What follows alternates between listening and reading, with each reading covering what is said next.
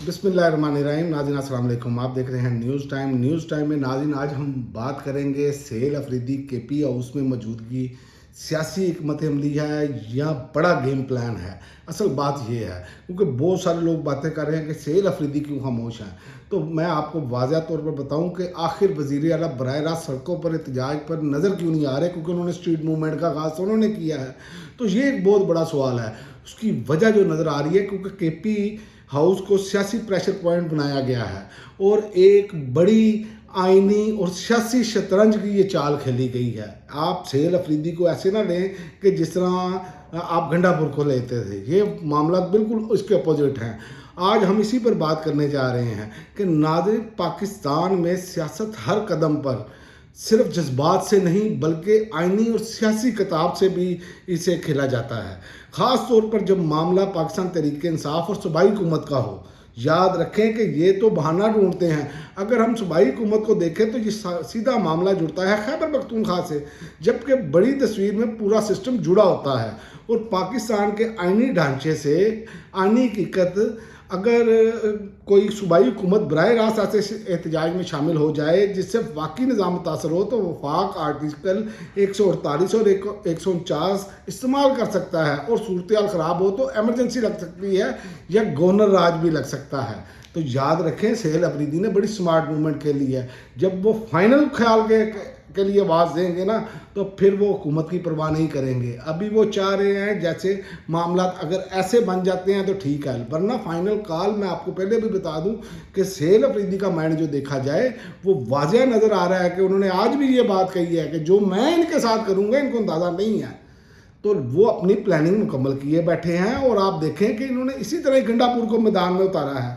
इन्होंने शेर अब्दुल मरवत को भी वहाँ पर भेज दिया है जिसको उन्होंने इग्नोर किया। उनको सेल अफरीदी को इन सारी चीज़ों का बखूबी अंदाज़ा है, लेकिन अली अमीन गंडापुर ने दोबारा अपनी सियासी कब्र में खुद गिरने की कोशिश की है। इसमें किसी दूसरे का कसूर नहीं है। और दूसरा, अवामी प्रेशर बरकरार रखना ये उनकी हिकमत अमली है। आइनी ख़तरे को कम करना ये उनकी हिकमत अमली है। हुकूमत को गिरने से बचाना भी उनकी हिकमत अमली है। जैसे भी हो, जब तक भी हो सके हुकूमत को गिरने से बचाना। और जो आज पेशावर हाई कोर्ट ने वो IG को कहा है, तो इसीलिए चूँकि वो वफाक में बैठे हैं और ये कमांड जो है ये आम आवाम के हाथ में है और सियासी बयानियाँ भी मजबूत रखना है। यानी एक एहतजाज ज़िंदा भी रहे और दूसरी तरफ हुकूमत को भी जो है वो भी महफूज रखना है। पावर गेम वाला पहलू पाकिस्तान की सियासत में हमेशा 3 चीज़ें साथ चलती हैं। एक तो आइनी ताकत का तवाज़न, अवामी दबाव और जो लीडर इन तीनों को बैलेंस कर लेता है वही लंबी रेस का घोड़ा बनता है। और सेल अफरीदी बिल्कुल कैलकुलेटेड मूव खेल रहे हैं। उन पर ना तो इमरान खान की फैमिली का कोई इतराज़ है। हाँ ज़रूर उनके लेग पुलिंग ज़ाहिर है किसी पार्टी में जमात में थोड़ा सा जो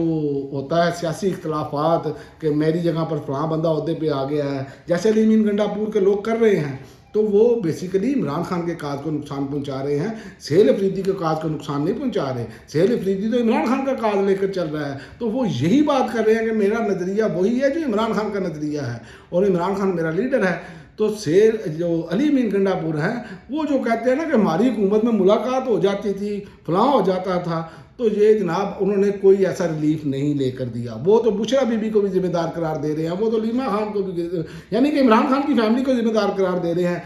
मैं आपको बता दूं कि इमरान खान की सेहत के हवाले से सियासी पार्टी का कोई तल्लक नहीं है, उनकी फैमिली का तल्लक ज़्यादा है। हाँ, वो सियासत कर रही होती तो फिर बात थी। सियासत अगर वो कर रही होती तो आप तो अब तक आपके साथ तो छितरो छितरी वाला काम हो जाना था। जिस तरह का मामला आप जिस तरह पर आकर इमरान खान की फैमिली के बारे में बातें कर रहे हैं, ये तो आप नून लीग में देखें किसी की जुर्रत है, पीपल्स पार्टी में से किसी की जुर्रत है कि वो उनकी फैमिली के बारे में बात करें।